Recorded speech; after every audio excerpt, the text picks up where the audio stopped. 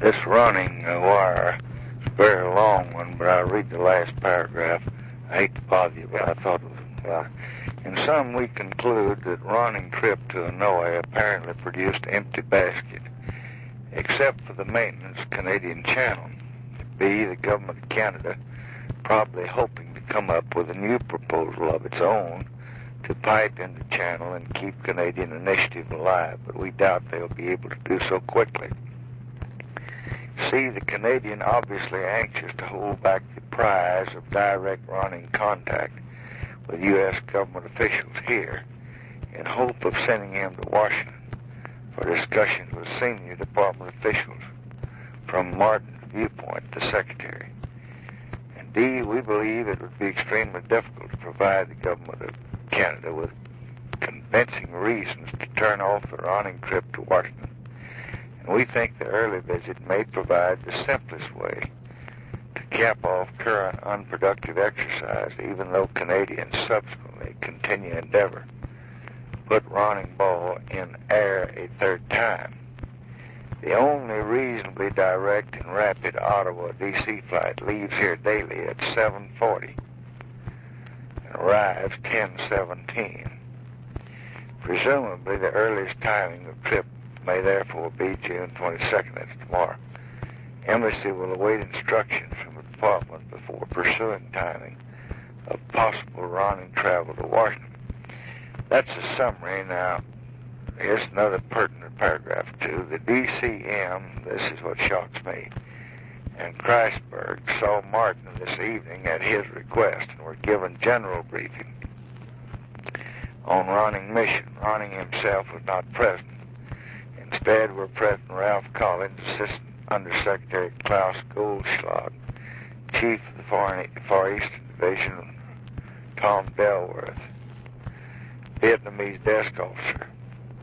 Martin explained Ronning had been extremely tired, and after meeting at length with himself and Prime Minister Pearson, until 15 minutes before the DCM Kreisberg meeting, had been sent home to rest. Martin emphasized he's simply providing U.S. with some highlights. That full flavor of the Ronning mission could best be given by Ronning himself to senior department officers. He hoped Ronning could meet with the Secretary. 2, Martin said Ronning had concluded after meeting with the PAVN ICC liaison officer Ha-Fan Lau, Vice Foreign Minister Lynn Gotak, and Foreign Minister Trent, who received him in his capacity as Vice Premier, that no progress with DRV was possible on the basis of U.S. proposal for cessation of bombing in exchange for reciprocal military action by DRV and SVM. Martin said Ronning had conveyed the U.S. position precisely. The DRV representative said they were already aware of the U.S. position, public reports of U.S. proposals at last Sino-U.S. talks in Warsaw, and that U.S. approach was unacceptable. The DRV representatives reiterated their willingness to open talks on basis of their original proposition that U.S. permanently halt bombing of North Vietnam. They unwilling, however, consider any reciprocity whatever in exchange for the bombing halt. Martin emphasized that DRV spokesmen had repeatedly indicated their desire to keep open the Canadian Channel. In response to a question, he acknowledged the desirability of keeping the channel, the Canadian Channel, unquote, open had first been raised by Ronning, but emphasized the DRV representatives had concurred. When asked why he thought the DRV seemed to find it useful to keep the channel open, he replied by repeating his description of Ronning's initiative and putting the question to them, but he gave no repeat, no substantive response. Martin said the DRV officials had been more hospital-friendly to Ronning this time than on his last trip, but they had been harder and had taken a harder line in conversation. In initial meetings with Ronning, DRV officials accused Canadians of insincerity, being U.S. puppets, parroting U.S. line. Ronning defended Canadian integrity and offered to leave Hanoi immediately if Canadian sincerity was doubted. Following this, DRV officials reportedly pulled back in their criticism and noted usefulness of Canadian Channel.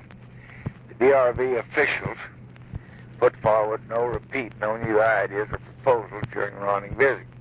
The DRV 4 points were not pressed directly with Ronning, although individual elements of points were raised during the conversation. DRV officials reiterated their confidence in eventual victory and pointed to dissidents in the United States, parentheses, specifically mentioning Senator Fulbright by name, close parentheses, and to the relationship between the locale of internal SVM difficulties and concentration of U.S. troops in centers such as Da Nang. Ronning was not received by Pham Van Dong or by Ho Chi Minh. Pham was said to have been out of town, but Ronning had the impression Pham was at the alternate DRV Administrative Center. In describing negative DRV response to Ronning approach, Martin again reiterated his regret at leak of Warsaw talk approach to CHICOMs on Vietnam. Martin noted that message U.S. agreed to have Canadians present at DRV was less specific in describing DRV response, which would be acceptable in exchange for U.S. cessation of bombing, than were the proposals presented at Warsaw. Martin also reiterated and emphasized for at least third time since Friday the Canadian concern about the effect of possible U.S. actions which might be planned on the usefulness of the Canadian Channel. He again stated that he hoped that whatever might be said by Canada or U.S. officials in the days ahead, no reference would be made to Ronning visit in the context of noting indications of DRV attitude. Martin emphasized, although he thought reciprocal bombing DRV military actions proposal was clearly dead, the government of Canada might wish to consider with the U.S. other possible approaches to DRV which might be made through Canadian Channel. Martin said Ronning would be prepared to go to Washington tomorrow, or at the earliest convenience to the U.S. government. He clearly wants an opportunity for Ronning to talk personally with the Secretary and others concerned. In response, he was told that we were sure the department would be perfectly happy to receive him, but that obviously precautions should be taken to ensure that there's no publicity attendant which would give the appearance that he was just reporting to headquarters. No indication given of level at which Ronning might be received. We agreed to refer a question of timing of possible Ronning vision to the department immediately. I thought in view of your planned departure, in view of Taylor's going to the hospital, I hate to call you, but I thought maybe I'll talk to you and see if you thought, well, first, what your reaction was, two, whether you thought that, I guess we have to see Ronning here in the light of their request, and three, whether we would be justified in calling up there and telling him to put him on that plane, or whether we should go over another day. I guess that would be the desirable thing, but I'd let it go another day, Mr. President. Well, that sure does put us. What I'd be inclined to do is just decide what you want to do as far as the mission is concerned, the attack on the petroleum is concerned, and just if you wanted to go ahead, issue the orders and tell them to do it effective tomorrow night or something like that, and let Ronning come down here tomorrow. I don't think I'd call under any circumstances and have him come today.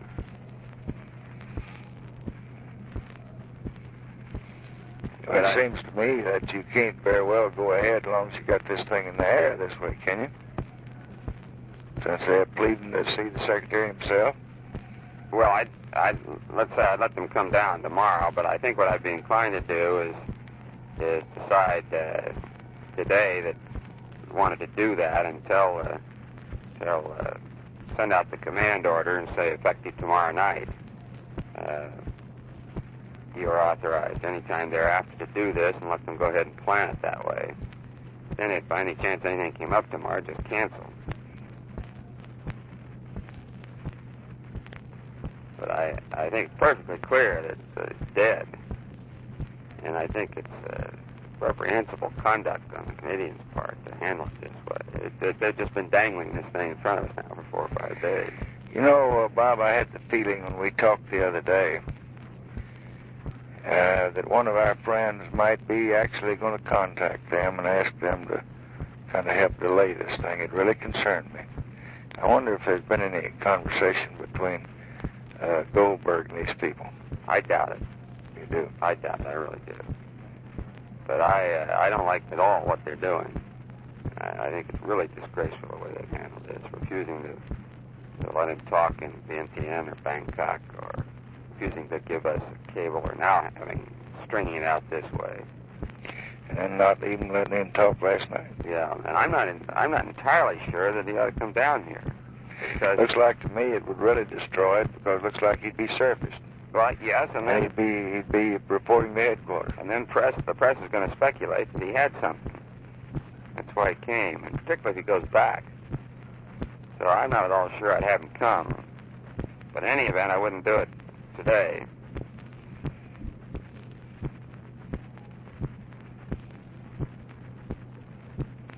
Do you have any other things to report? No, sir, I don't. Wonder if we shouldn't get together pretty early in the morning in the light of this cable and talk about it with Dean. Probably should. Unfortunately got to be at the Senate for testimony before Scoop Jackson's committee at 10 o'clock, but any time before then I could. What time does Dean get to work, 8:30? Yeah, between 8:30 and 9. Let's meet over here in my room then, say at 8:30. 8:30, I'll be there. Okay. Thanks.